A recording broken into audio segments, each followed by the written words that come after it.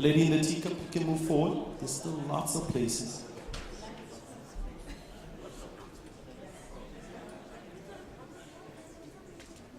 Ms. Ntira, are you ready for us? Can you hear me? Good afternoon, everyone. Thank you for coming to the session. There was such great choice, right? Africa, diaspora, looking at foundation effectiveness. And here we're going to talk about profit and problems. That's the title that they gave it, which I thought was rather catchy. So I'm your moderator. My name is Micheline Ntiru, and I just think this is the easiest job because I get to ask questions. I hope that I get to curate what should be a really engaging and I think very important set of topics around how to really catalyze, utilize various types of capital for social good. So I'm just the moderator, right?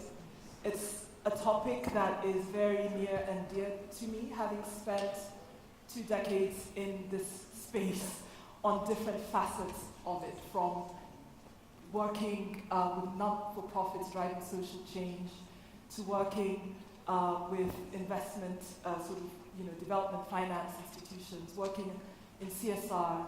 So while I take a step back, I want you to know that I'm also itching to just learn more and hear more from you all. And I think my esteemed panel here in the last couple of days that we've been preparing for this session, I think would share their enthusiasm as well and recognize that you're also the experts in the room. So I'm going to introduce my panel. We have about an hour. So we're going to talk about some things that we think relates to the topic that was given and things that we think are useful for you. But we're going to spend most of the time getting your questions to us. Okay. So when I heard my colleague's name, I thought, oh, wow, Jill Bates. Okay. So I have Jill Bates on my right, and next to her I have Joan Larrera. Now Jill is the CEO of CAF, which some of you might know, the Charities Aid Foundation, and she really brings a wealth of experience on both foundations, CSR, philanthropy, and while her organization operates in the Southern Africa space, she obviously has a wider kind of geographic realm in Africa that she's been working on. And Joan comes to us with a lot of really interesting experience in blended finance instruments, catalytic funding. She's worked for the likes of the US OPIC, Overseas Private Investment Corporation, before that with the IFC, the International Finance Corporation. And right now heads a Toronto-based entity called Convergence, and they really look to again drive some of these interesting funding models, very innovative solutions to finance social change. Now, unfortunately, we just heard that our other friend, Makone, who is just remarkable. She has experience from the Kahiso Trust here. Kahiso, for the South Africans and Southern Africans, really converges a lot of the work in development. She's had, I believe, a personal setback, so she just at the last minute couldn't make it. Okay, so the panel is a duet, but a very, I think, dynamic duo, and we're really looking to you to help to drive this panel and make it useful. So I see a couple of faces that I know, and I know some of you because of the conferences that we go to. And when we go to these conferences and you sit in panels and you think, oh, that was so dull, oh, I didn't get to ask my question. Well, I think we're intimate enough that we should get at least half of you satisfied with that one question that you had. So let's get started. Please engage. Let's make this worth our time. Now, to sort of bios. People can read bios. If you're on Wova, you've probably seen their experiences. I would like to ask you, I'll ask you first, Jill, just in a story-like way, tell the group something about what you do at CAF that you absolutely think rocks, right? Just stirs your world at CAF. Well, Micheline, thank you very much. It's a lovely question, and a very good afternoon, colleagues. I'm very glad to see that you're here after lunch. It's a tricky slot, so well done. You've made it, and as Micheline said, I hope we can have a great discussion. I'm the CEO of Charities Aid Foundation in Southern Africa. We're a registered non-profit organisation with public benefit status, and the absolutely wonderful thing about CATSA is that CATSA is an intermediary between the world of philanthropy and civil society. And that, aside from being a moderator, I think is one of the best jobs in the world to have. So we have both corporate clients, and we offer a number of programs. We do CSR policy and strategy. We run payroll giving programs, volunteering programs. And then, of course, we have our non-profit clients.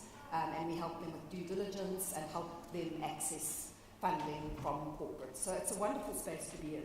And as Micheline has said, that CAPSA is part of a global alliance. So we are headquartered in the UK. We have a presence in America, in Canada, India, Russia, Brazil, and we also have a presence in Bulgaria and Australia. And the wonderful thing about being part of a global alliance is that while we work in a very indigenous way in Southern Africa, we also have access to best policy, strategy, research, case studies. And I think that really deepens and enriches our practice, and we can take those international learnings and apply them to CAPSA. And I think one story that I wanted to share, if I may, Micheline, is a very recent initiative that we ran with a corporate client, talking about innovative solutions. The corporate client gave us the brief to say, we've got 100 non-profits that we engage with on a CSI level. But the world is changing. The non-profit sector is highly overtraded, it's highly competitive, there's a pressure for diminishing resources, we're all chasing the same resources. And this corporate said, we've got to change the way we relate, we've got to change the way we see each other and how we do business. And this speaks really to the rise of the fourth sector, and that is social enterprises. So it's making profit for good causes. And the corporate said to us, design a 2-day symposium, invite 100 non-profit organizations, particularly those that are led by young people, those people under 30. Let's have a 2-day masterclass and let us help these organizations actually move from being so-called charity into social enterprises where they can access the supply chain of the company. So that was such an exciting program. We didn't know whether to be delighted or terrified. I think we were a little bit of both. And we managed to put a program together that took a group of attendees through the theory of supply chain, governance, legal, compliance.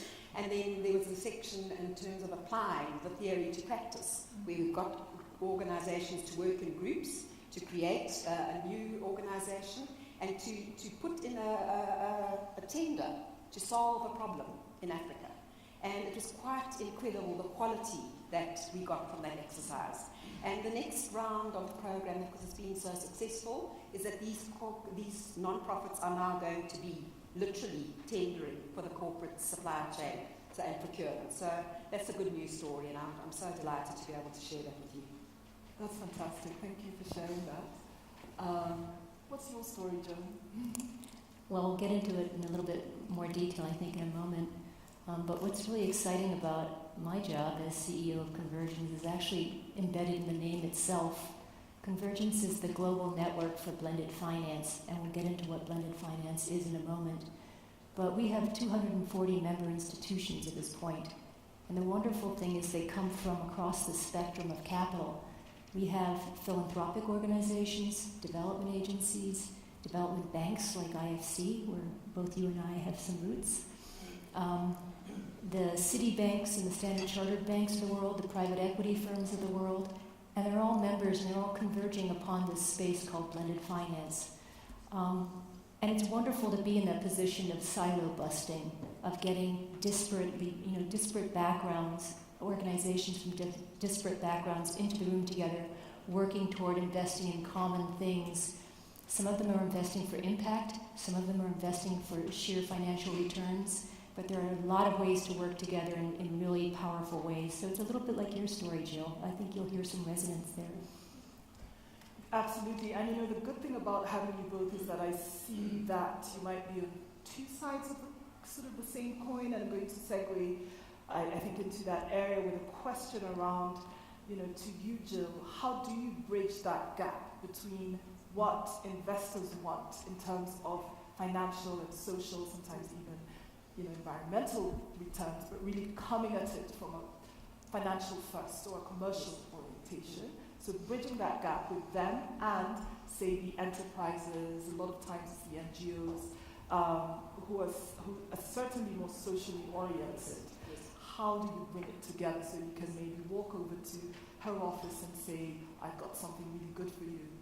I think it's a lovely question, Micheline, and I think historically commercialism and non-profits have near the twain ever met. And as you say, now they are converging, and quite rightly so.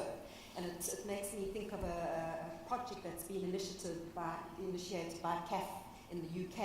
And as I said, we take learnings from abroad and try wherever possible to apply them to South Africa. And this is an initiative that supports social enterprises and NGOs with affordable finance. It's an initiative called Venturesome. It was launched in the UK in London in the year 22, so it's been going for about 18 years. And effectively what this offering is, it brings together investors who want a return on their investment, obviously, and it brings together the social sector that need the investment. And the great thing about this is that CAF UK has been going for 90 years, and since the initiation of this program, some 560 high-impact social investments have been made. So why it's attractive to investors is that they get a small return on investment. The interest rate is about 6.5%. It's a very attractive investment opportunity for them. There's a lot of choice. There's a wide range of social issues that can get supported. And CAF does the due diligence and manages the entire program. And social enterprises, it's very attractive for them because typically they do not have assets that can be leveraged in terms of interest rates and banks, etc. So it's your perfect storm, it's your sweet spot, if you will. And two initiatives that I wanted to share with you that have benefited from this. One is an initiative called St. Mungo's, which works with homeless people living on the streets in London. And this investment has helped, in the first year, 500 people move from the streets into more stable accommodation and ultimately into employment. So the investor got repaid after the 3-year period, and some homeless people were moved into stable accommodation and along a continuum. So that was one of the successes. The other one is, would you believe, a coffee roasting business that was started to benefit, again, homeless and unemployed people. And with the investment from Venturesome, a number of small initiatives have gotten off the ground. And to this day, some of the coffee blenders and the coffee beans are sold at Sainsbury's. So it's been quite an incredible transformation. So we are looking to replicate those learnings in South Africa as well. And it sounds like you have a wide range of things that you can sort of bring to the table. Absolutely. I'm wondering, maybe first a general question, what's in your lens when you're looking to make a decision about what to fund? And then I'll get into some specifics of the structuring of your financial instruments. Right, so let me back up a moment if I could. So Convergence, by and large, does not invest. We exist to help everyone else invest. There's a small side comment there that we do have a small grant program, which I'll come to. But let me just give you a sense of where we come from and why we exist. So the origin story of Convergence is pretty simple. In 2015, the SDGs were rolled out, the global goals. And all the smart people that were present came up with these beautiful 17 goals and 169 objectives. And then they put a price tag on them, which is about 3.9 trillion. Yesterday somebody said billion. It's trillion, folks, trillions. Now 3.9 trillion a year has to go into reaching these goals, all the way from now until 2030. Every year we need to find that much money if we're going to hit these goals, and most of that money has to go into the nations of Africa and Latin America and places other than the developed world. And all these smart people continue to talk about this, and then they say, well, what's the gap? Well, the gap is 2.5 trillion. And then they all looked at each other and said, well, what are our budgets? And all of the official development aid on the planet gets you to 140 billion a year with a B. Wrong number. And if you look at all the philanthropic money in the world, you can't do it either, folks. That's another 40 or so billion, including Mr. Gates's money. So where is that money going to come from? The only answer there is the private sector. The private sector operates in the trillions. There's probably $1 trillion that trades hands every day in the capital markets. There are probably 200 or 300 trillion of financial assets, the stock of financial assets on the planet. So if we don't involve the hard return-seeking private sector in this problem set, we do not have a solution. So I just want to go back a step and why do we exist? So all these smart people in the room said, okay, we have to involve the private sector. Maybe we should have invited them to the party. And the question was, well, how do you get JP Morgan or Standard Bank of South Africa, how do you get them to invest? And the answer has to be, you have to serve them up something they understand that has the return profile they need, the tenor they need, something that's familiar to them, yet is education, health, infrastructure, renewables, climate change related. And that's where the idea of blended finance came about. The question is, well, maybe if we steer some philanthropic money, some official development aid into transactions to de-risk them, to take away the early stage risk or the bottom tranche risk, we might be able to come up with something investable. So our vision at Convergence is to make the SDGs investable.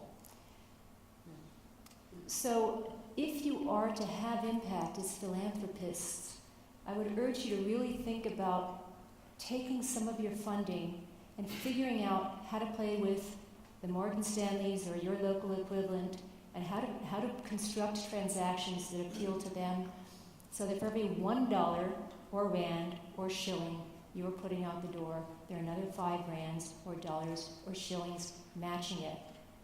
And they don't have to have the same religion. Not everybody in the transaction has to actually care about the impact that your dollar is buying. They may care about something fundamentally different, but their money is present, and you really don't care what they care about. You care about your impact. So that's the origin story of Convergence. What we're trying to do right now is to make sure that you have the data on where everything is happening, who's doing it, what it looks like. You have the market intelligence to understand what other transactions have looked like, how long they've taken to get to market, who's done them. So it's data, it's market intelligence. And the third thing we do is actually create opportunities for the money and the deals to meet each other. We have a matchmaking platform where we encourage, some of the work you're doing is exactly what we'd like to see more of happening, where the money and the needs come together in a form that everybody can understand. So I wanted to take a step back and explain who we are and why we exist. We are a small actor, but a very powerful actor because we are operating at that convergence of interests. And if any of you listened to the previous panel where Norman Oyo was speaking, you need to hear that voice more often in this room. You need to hear that enthusiasm of the private sector for doing the right thing. And again, they're not necessarily impact investors, but they get totally excited about creating job opportunities and entrepreneurship opportunities. And you can make use of that energy and that passion and that intelligence in your work. So thank you. I wanted to get off topic for a minute and get there because it's really important. Yeah, no, I would have stopped you if I thought it wasn't relevant, but that's super helpful. And maybe let me stick with you and ask you just tangibly at Convergence, right? I read, I think, hot off, the press, a partnership that addresses agribusiness with the likes of Fafina, IDH, and I was trying to understand, because we hear about partnerships all the time, So what was your role specifically? So maybe to that, consortium or to another partnership, bring it home a bit, sort of more tangibly in terms of what your role was and maybe what kinds of impacts you had. Right, so I mentioned a little bit ago that we have a small grant window, and on a quarterly basis we look at transactions that come to us, and we don't invest in the transaction, we invest in the team trying to get the transaction to the point where we can seek financing. And we try to select transactions that ought to exist in Mother Nature but don't. They are blended finance transactions. They have an element of concessional capital that's in the equation to draw in private sector capital at scale. And we're not trying to solve for $1 million, we're trying to solve for 100 million, 500 million. We're really going for gusto in this program. So our design funding program invites applications from people who are trying to construct blended finance transactions that could move private sector money at scale. One of the ones that came in the door was from IDH, an African Development Bank. And to be clear, we're not financing the African Development Bank. They have a lot more money than we do. We're financing this small nonprofit called IDH, which, along with African Development Bank, is creating a platform. African Development Bank is in the habit of lending $50 million at a time to large agribusiness firms. This is going to allow them to operate in that missing middle of $1 million where they are reaching SMEs in the ag value chain in sub-Saharan Africa, and have a technical assistance sidecar that's donor funded that will be supporting those small businesses who will be borrowing not only from African Development Bank, but from private sector money that's being invited to join in a syndication with African Development Bank. So what we did was finance the work, and what we are going to do, is to finance the work that will get this to an investable stage. But that's an example of a development bank with concessional capital working on a problem. There are all sorts of examples out there where philanthropic money has done something similar. There's something, and we were not a part of this, but as part of our data collection exercise, we were aware of 350 of these deals, more or less. One example I can share with you that was more philanthropic was called the Shared Interest Initiative.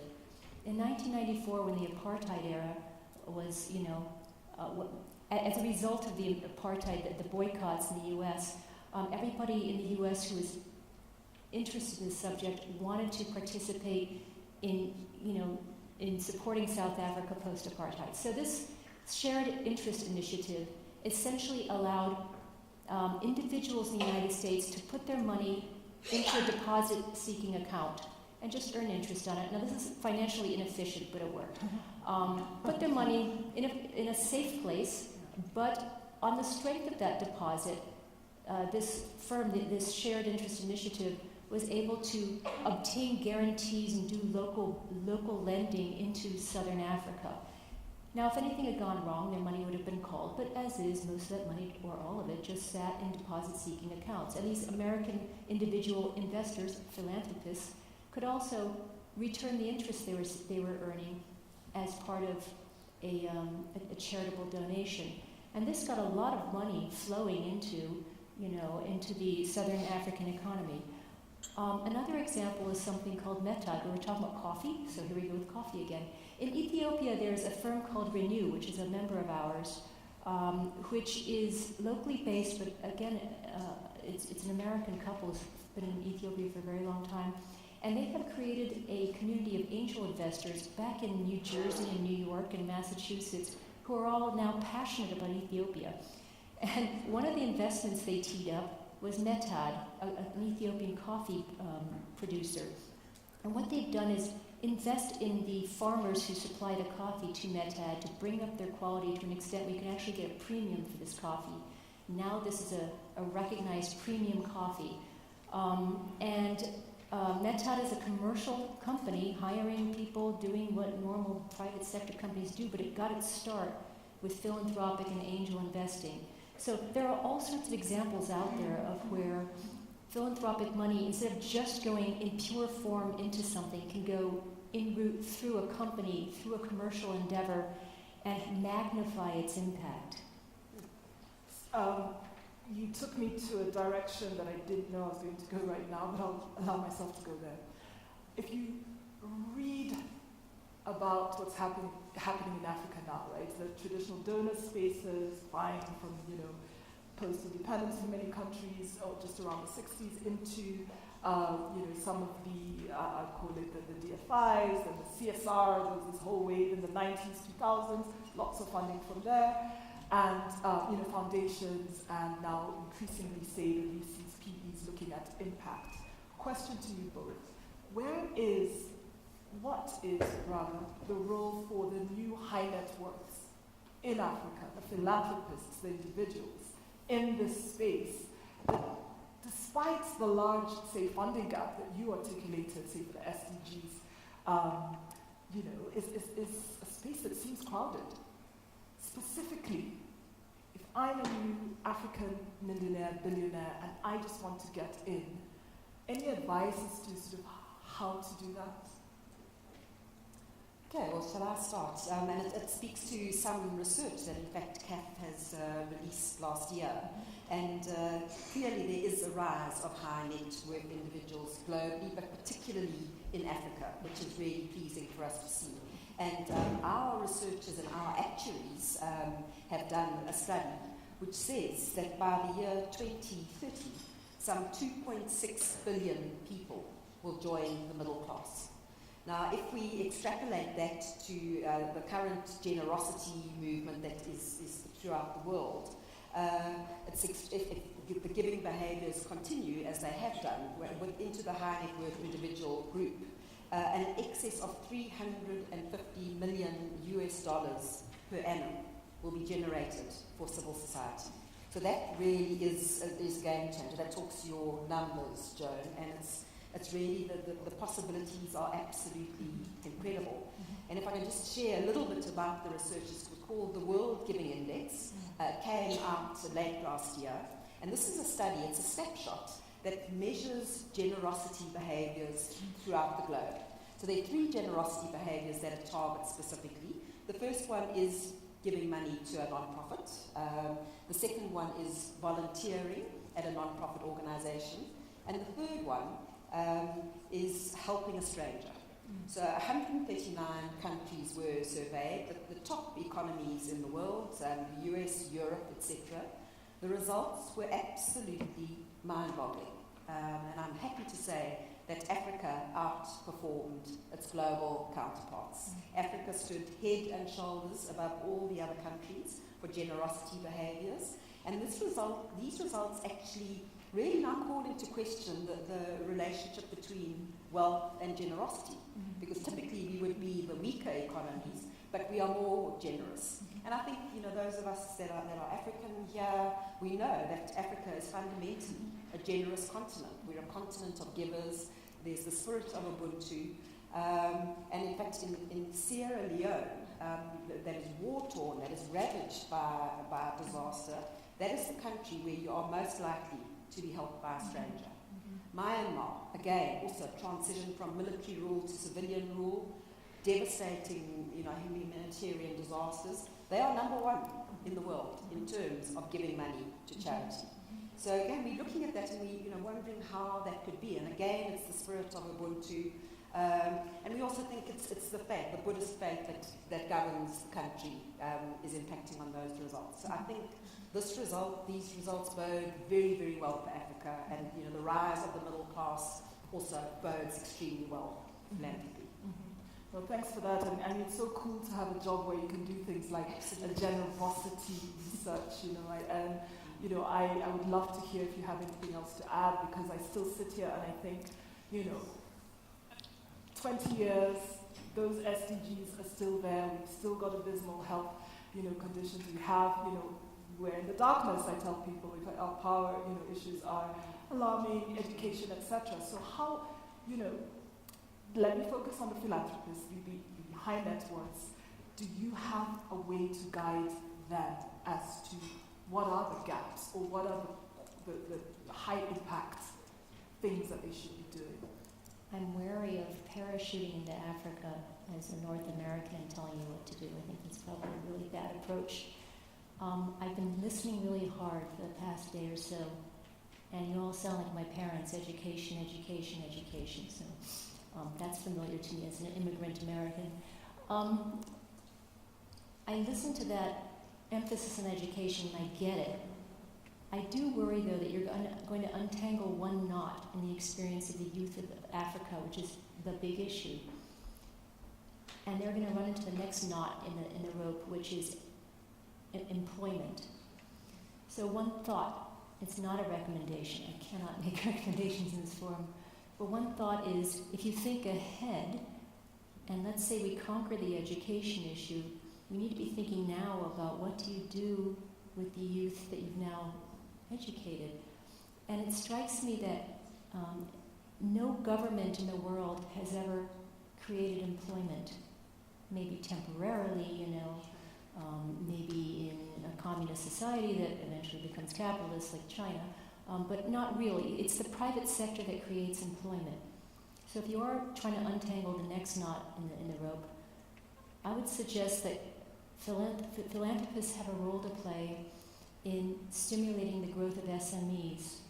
And lack of access to finance is an enormous issue in every country in the world that's growing rapidly, because you don't have, collateral, thank you. You don't have collateral, you don't have track record, you don't have banks who understand how to assess the credit value, the credit quality of SMEs. So if you think about that problem, you can, as philanthropists, be involved in, say, SME funds and venture capital funds in the first tier, in a first loss position, in a not return-seeking mode. That can attract large amounts of other people's money, which is really precious stuff. Other people's money is the name of the game. If you can attract that, money into a larger aggregated pool, you've done an enormous service to the economy by not operating alone with your philanthropic money, but using it as the lure to go into a large aggregated structure that can pull in lots of commercial money into, say, SME finance, into venture capital, into whatever it is. So I think thinking ahead to job creation that's not manual, but that's knowledge-based and that's correct for your economy is going to be an important part of the equation. And I hope that didn't come off as a recommendation. It's just a thought. No. Ask for some guidance. I mean, you're sitting on top of a lot of... All I know is I've never seen another government in another region ever create the jobs that your kids need. Yeah. So take it from the rest of the world. It's not government's strong suit. Okay, this is where it gets good. It gets better. Hopefully it's been good. Opening to the floor, right? I think that we've got a system going with mics coming around. Please ask the things that have been on your mind. There's one over here.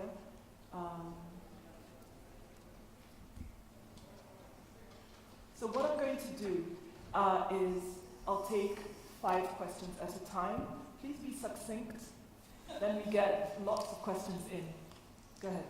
Thank you. My name is Miriam Shana from the Ford Foundation. So I'm nodding aggressively at this table, especially what the last speaker said, and I think our table here was very excited as well because we heard the murmur. Yes. So, my question though is for Kafsa, and it's about the point you made about the example you gave about NGOs being able to transition to social enterprise. So my question there is what kinds of NGOs are best suited for that? So my sense is that it's mostly service delivery-oriented NGOs and not necessarily the policy-oriented ones. And in that case, how do we sustainably or use blended finance to invest in policy-oriented NGOs, which one might be politically sensitive and so therefore not attractive to business, but are absolutely addressing the kind of critical public policy questions that CSOs are designed to do. So I'm curious about how you both would respond to that. Okay, let's keep afloat, take note.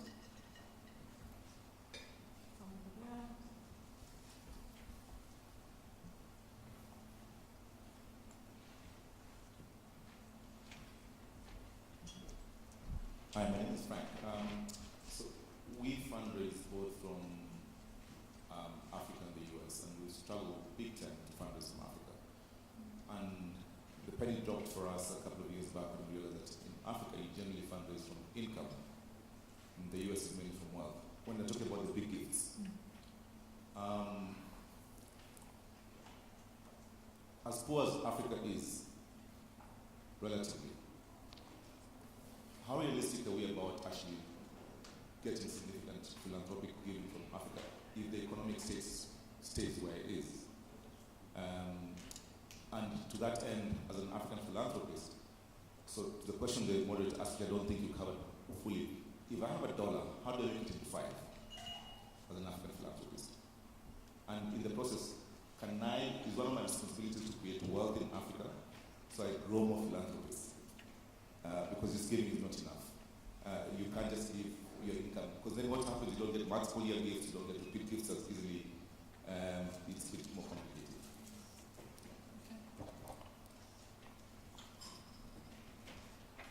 Any more questions at this time?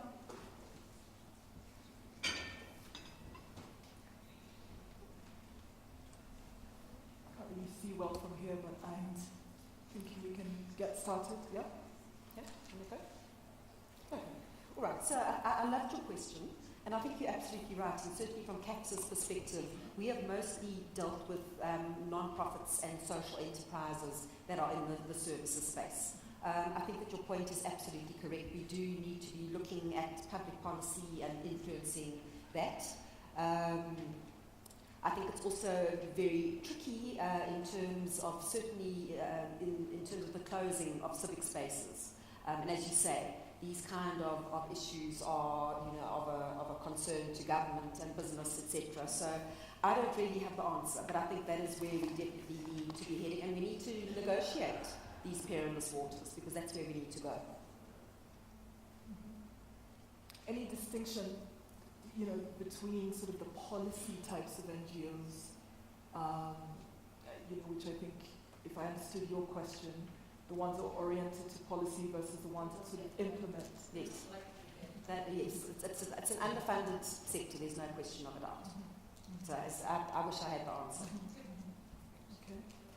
Let's touch on, I believe it was Frank's point about going back to I don't know what you understood. I got the quintupling the sort of investment, but there was a pre-thought there as well, about in Africa, how it's different in terms of the investment.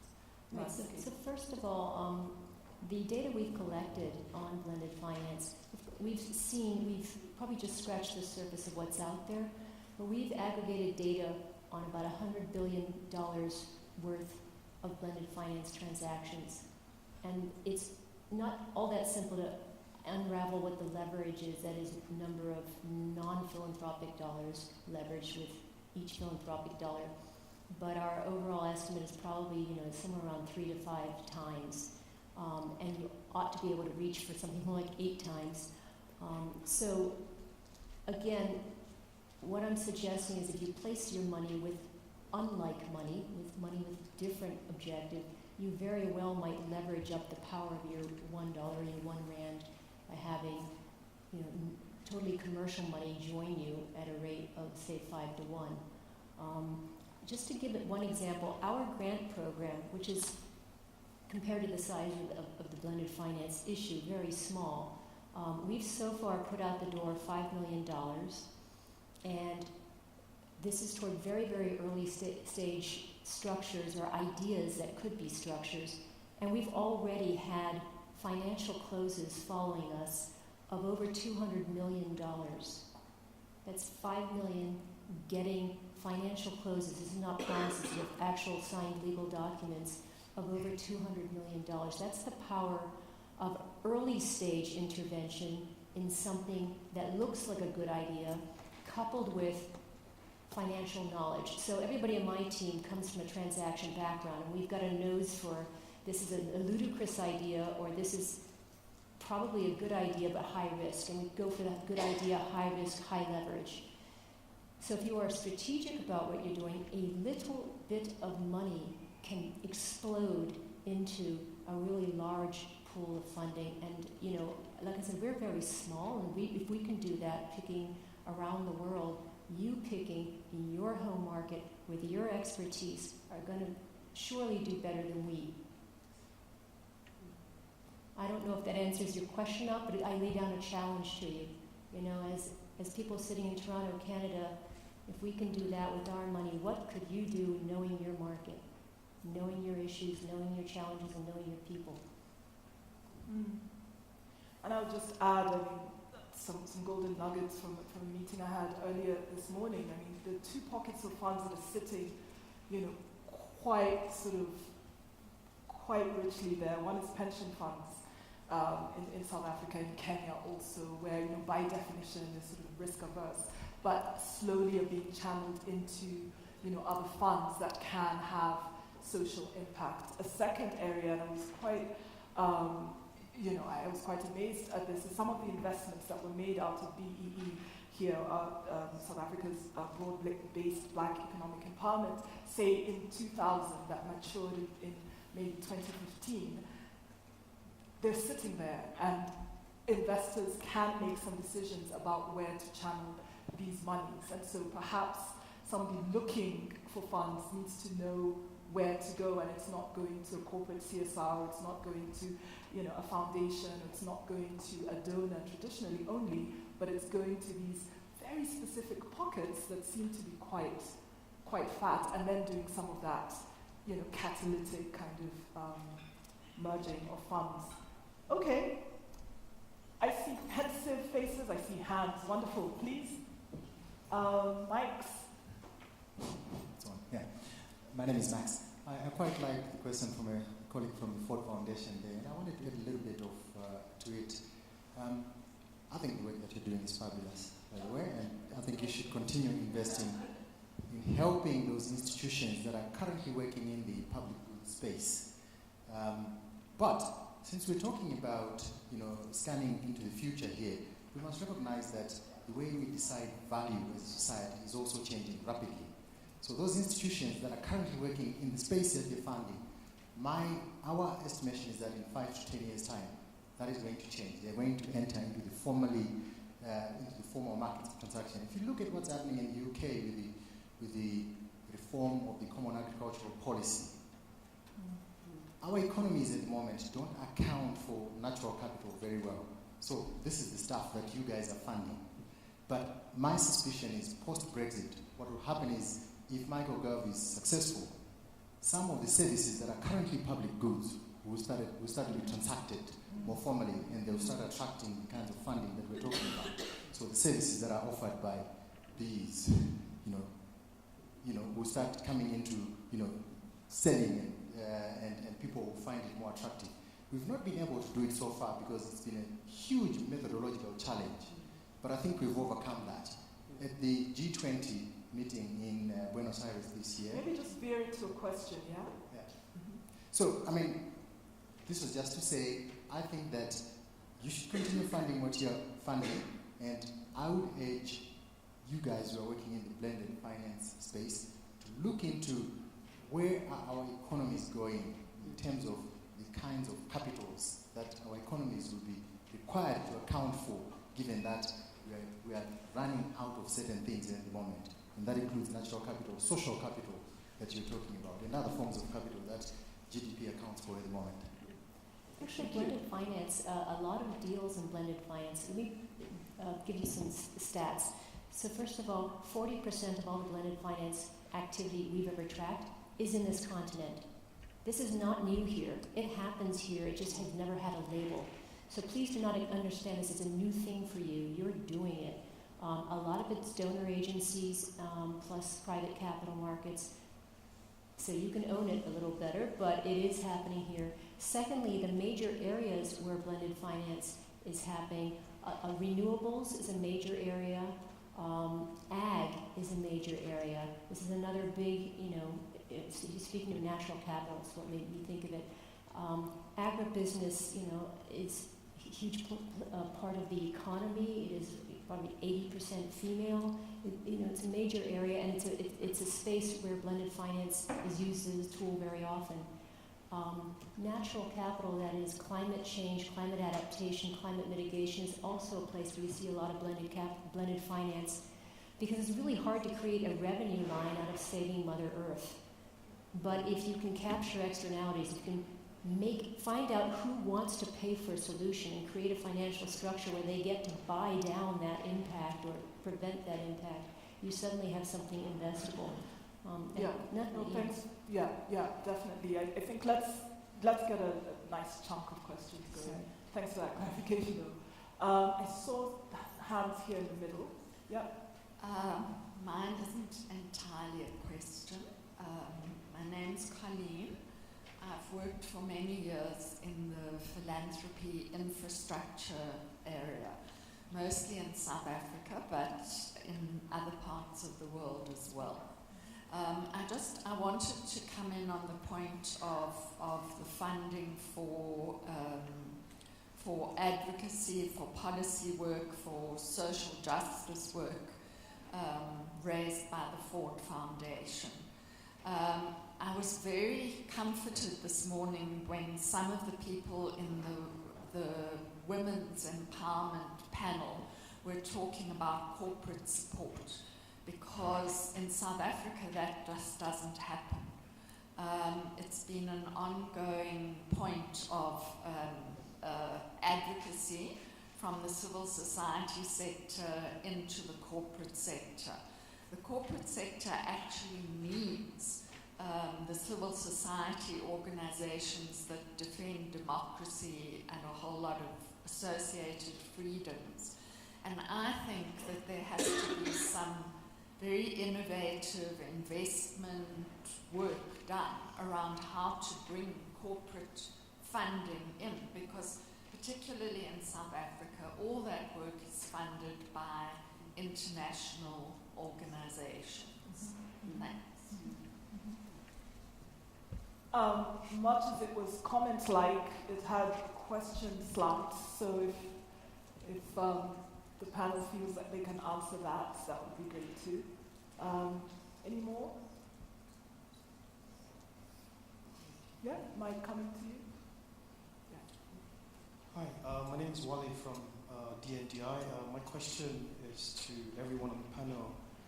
What are the biggest risky areas when you consider, this corporate financing mechanisms as you described, and what sort of, how should organizations prepare to be able to sort of internally de-risk themselves to be able to be eligible for financing?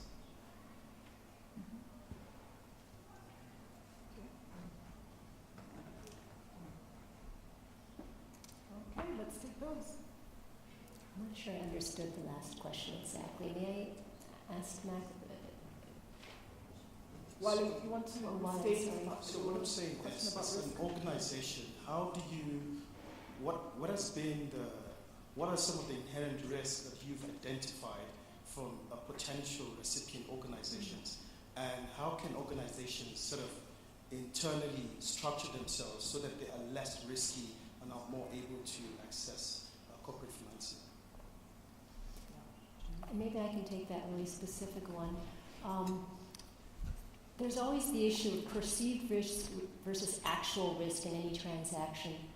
And especially foreign investors look at something and they see all sorts of risks that actually aren't real. And if somebody who knows what they're doing goes in first and proves that the risk actually was overestimated, they're doing a great service.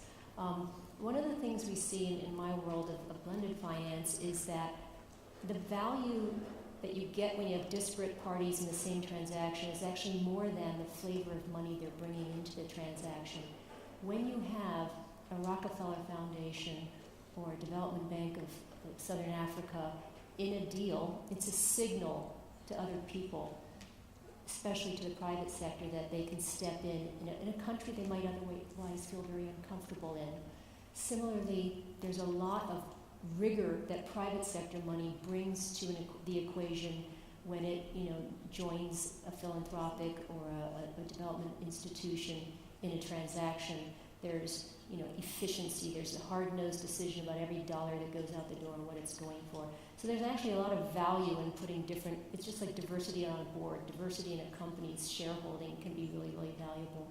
So that's some de-risking. There's the issue of proving out a thesis with local knowledge, and then there's actually putting different people into a transaction so that you send different signals out to the community about what this transaction means. It's not a complete answer to your question, but it's a couple of thoughts for you. Mm-hmm. There were a couple of advocacy comments that I don't think are really Do you have Best thoughts on I that? think that the point Colleen raises is absolutely correct, and it's disappointing that those types of issues and sectors are supported by foreign funders. Again, I think I don't have the answer, but it's something we need to look at. There's a little shift in the right direction, I think. I mean, I'm hearing things around, impact investment and bodies coming together at national level here in South Africa across that spectrum, from your APSA chairman to your DBSAs to your, let's see, of course, people that represent some of the BEE funds coming together to say, how can we, and do we start one wholesale fund together, or do we, there's this continuum from very, very early stage to this so-called missing middle and so on, so do we draw that continuum and each take a piece? So I don't know, I'm an eternal optimist, but I am having conversations that, I didn't have 10 years ago in some key markets. I don't know if you're seeing this. Yeah, back in the 90s when I was working in East Asia doing investments, it was only the multinationals who cared about their environmental footprint. If you did a deal with a multinational in Asia, they worried about their effluent quality and their noise volume and their construction dust. And your average Chinese company would just plow ahead and not worry about it. And it was only the multinationals who worried. Maybe today we're at the same moment where to have a social license to operate, the multinationals, of the world kind of realize that they can't just have a CSR wing and do something with that CSR wing that's radically different from their personality as a company. And I suspect maybe the same pattern will emerge. Today, even domestic companies worry about their environmental footprint, no matter what country they're in and what the regulatory status is. Their license to operate depends on their ESG profile being adequate. So perhaps we're getting to the point where your social license to operate in South Africa or in any other country depends in part on how you behave as a citizen with your general corpus as a company and not just your CSR efforts. Right. So I actually would be very optimistic. If the ESG movement went from multinationals to large domestic corporates, surely the importance of the Sustainable Development Goals, the importance of being a global citizen is going to show up in domestic companies as well. The pattern should be the same. Right. I think I would also add my voice to the optimism. Certainly the BEE landscape in South Africa is providing huge opportunities. It's a win-win situation. We try to tell our corporate clients, some of them think that BEE is a grudge purchase.